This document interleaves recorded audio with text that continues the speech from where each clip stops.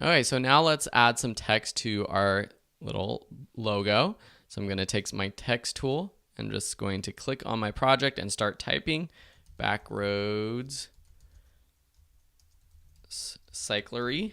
Now this is showing up so small I can't even see it, so I'm going to just click the move tool and then select my text character panel and change this to something where I can at least see it a little bit.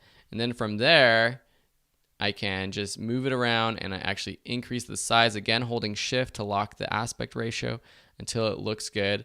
I like aligning things, so I like this text going from the left to the right tire of this bike. And I already have the font chosen, but I chose this font, which doesn't come normally with most Macs, I don't think. It was a font that I had to download. Finesse Pro Regular. So to find that, you can go to dafont.com and then search for Finesse Pro. So this is a font website, dafont.com, and this is a great site for finding font. This font you can only use for personal use, so it's great for showing you guys how to do it, but I can't actually use this font in this logo. And so when you do search for fonts or choose a font, make sure that you can use it for commercial work or pay for the font.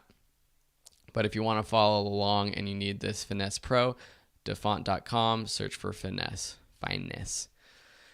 Okay, so now I have that text there. I chose it because I like the italics, and I chose this regular size because they do have a light italics, which is nice, but when I'm creating a logo, when I'm doing graphic design like this, I want my text to be about the same size or width as the icons I'm using. So even though the text width of these actual shapes within the text are thinner than the bike tire, the bike frame, it's better than this light italic. This one, it feels awkward to me that the lines of the bike are super thick and the lines of the text are super skinny. So I'm going to make sure it's regular. I could even bold this if I wanted to make it even more thick. And that might look even better, so make it bold. So that is how I add text. And in terms of just moving these things around, I want to just make sure they're placed in a good spot, that the text is big enough to see.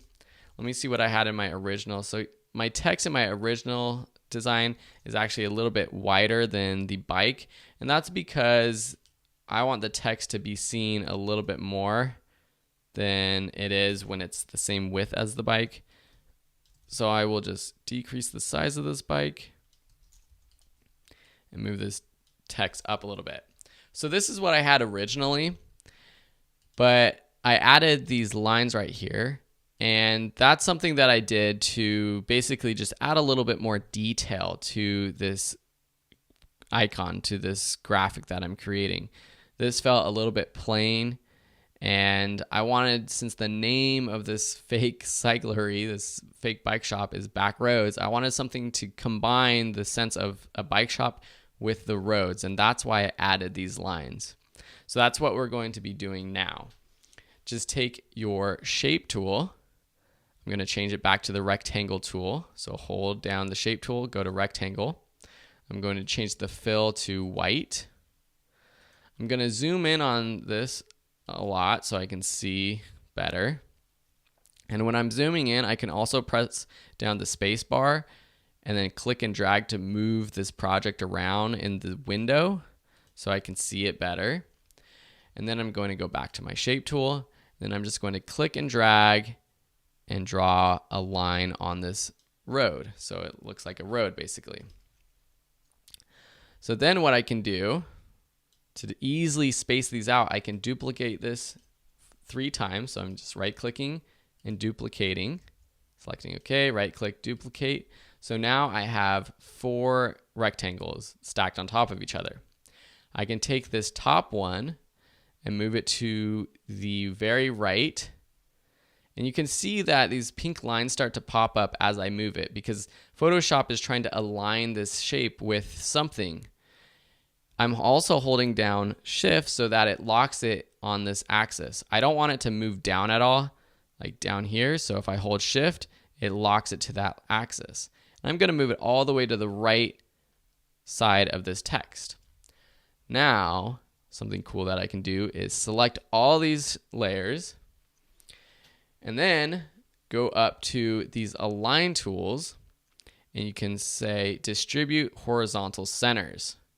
What that does is it spaces out these 4 layers equally.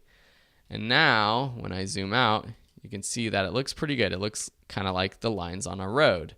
And just by using that little distribution tool, it spaced them out equally. I didn't have to worry about trying to eyeball it.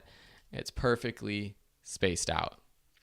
So that is pretty much the graphic that I came up with. You can move these things around, try to get nice space, whatever you want. And in the next video, we're going to be actually exporting our little graphic and making sure that we have a transparent background for this circle.